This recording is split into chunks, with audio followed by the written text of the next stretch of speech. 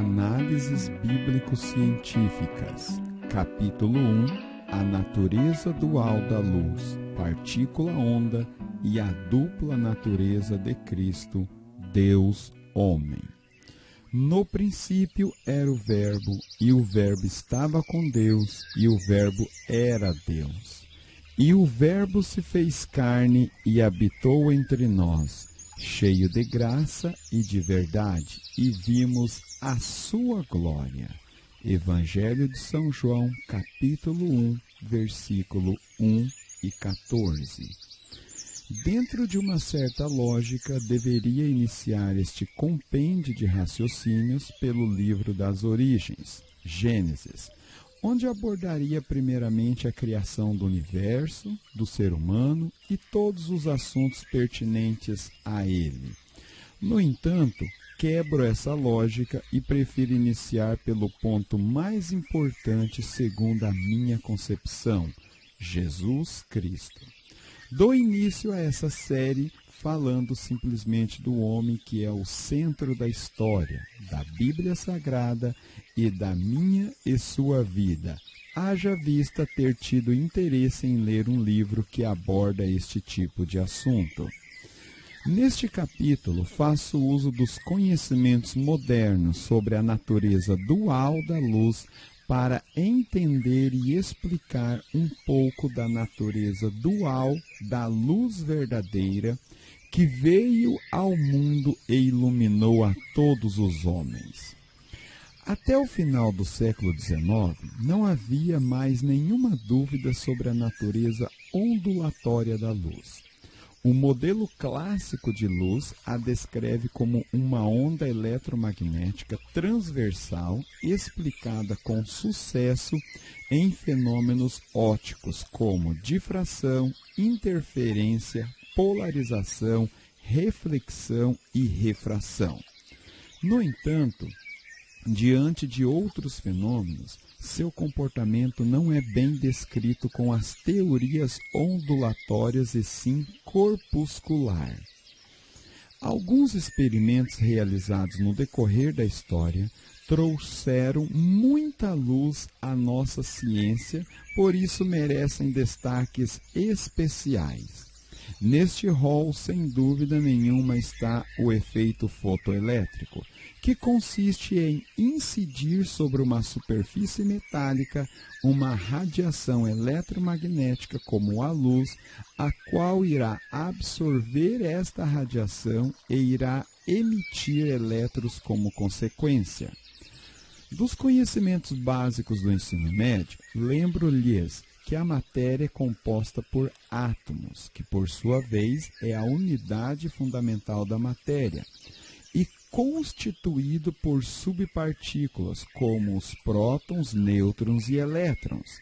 Temos aproximadamente uma centena de diferentes átomos na natureza, dos quais listo alguns no capítulo 7, onde falo sobre o corpo físico do homem e os elementos químicos.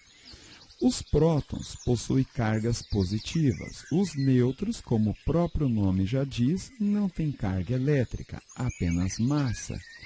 Os elétrons de massa praticamente desprezível e carga elétrica negativa. Átomo, núcleo, prótons, cargas positivas, nêutrons, cargas zero. Eletrosfera, elétrons, cargas negativas. Vários foram os cientistas que realizaram e propuseram explicações a esse experimento, começando em 1886 com o físico alemão Hertz, até que em 1905 o também cientista judeu-alemão, posteriormente radicalizado nos Estados Unidos, Albert Einstein, juntando os conhecimentos já desenvolvidos, nos deu a seguinte explicação. Quando a luz interage com a matéria, nesse caso a placa metálica, ela se comporta como sendo composta por pequenos pacotes de luz, isto é, composta por partículas. Einstein aproveitou a ideia apresentada alguns anos antes pelo físico alemão Max Planck para a energia. Hoje denominamos essas partículas de luz com o termo fótons. Radiação eletromagnética, luz incidindo sobre a superfície metálica. Superfície metálica onde seus elétrons absorvem energia e são ejetados. Fotoelétron que foram ejetados da placa metálica. Para determinar a energia de um fóton, multiplicamos sua frequência pela constante de Planck, definido pela seguinte equação algébrica: E fóton igual H vezes Ni. Ou ainda, se quisermos relacionar sua energia com o comprimento de onda, usamos a equação matemática que define a frequência. F igual C dividido por lambda.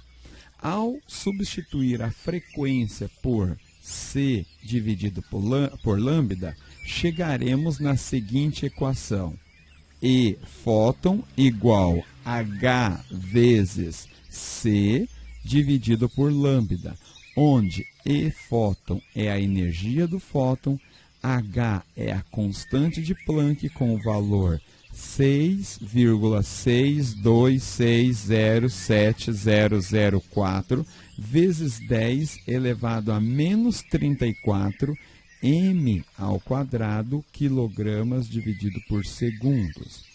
C é a velocidade da luz com o valor 299.792.458 m/s. Lambda é o comprimento da onda, F a frequência da onda. Vejamos uma aplicação direta destas equações.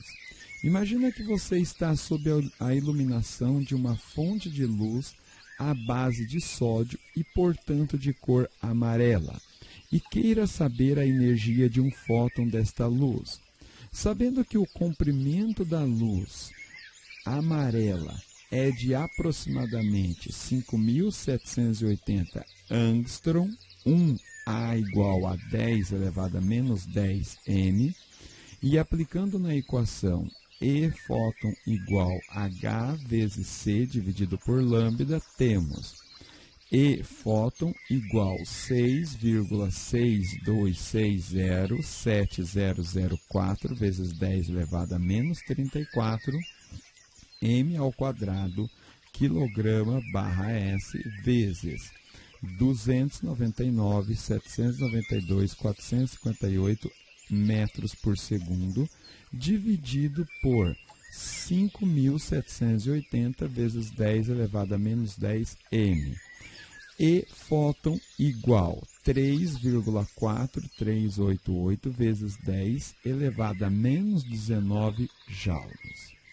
Atualmente, com o desenvolvimento da mecânica quântica, a interpretação adotada pela física para explicar a natureza da luz é a da dualidade onda-partícula, ou seja, ela se comporta ora como onda e ora como partícula. Em experimento como esse fotoelétrico, dizemos que apresenta comportamento de partícula.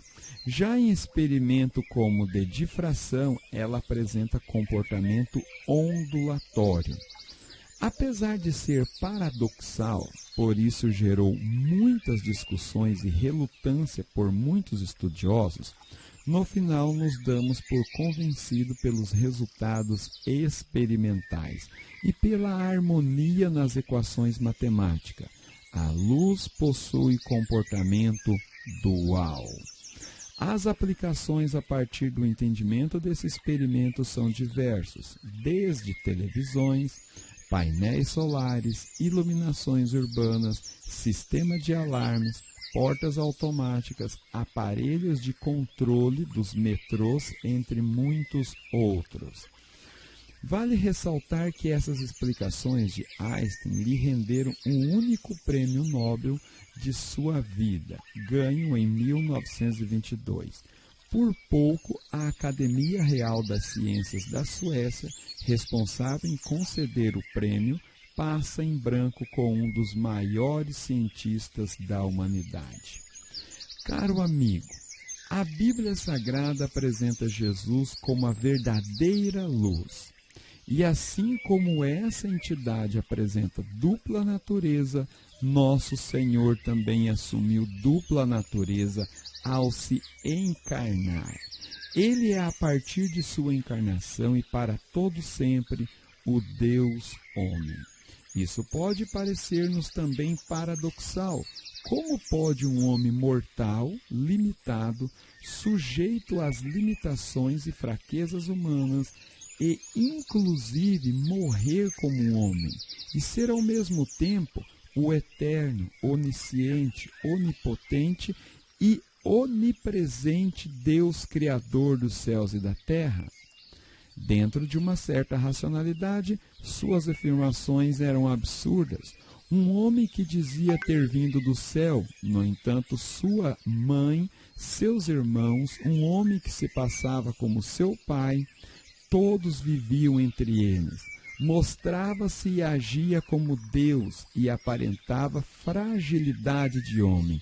Realmente algo muito estranho, extraordinário se tinha ali. Era como se tivéssemos um quadrado redondo.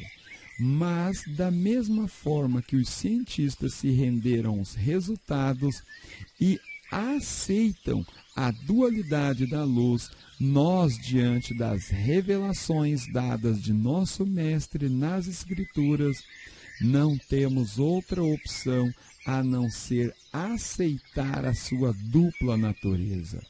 Os que rejeitam esta verdade argumentam que essa é uma doutrina proveniente do paganismo, e somente a partir dos concílios que essa doutrina achou espaço no seio da Igreja.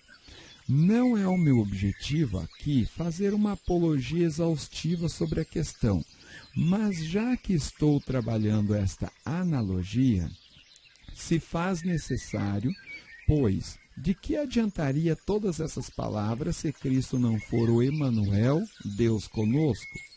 Os que assim argumentam são os mesmos que consideram a Bíblia Sagrada como palavra infalível de Deus. Portanto, é sob ela que irei mesmo que, muito breve e com poucas palavras, traçar meu argumento da divindade de Cristo.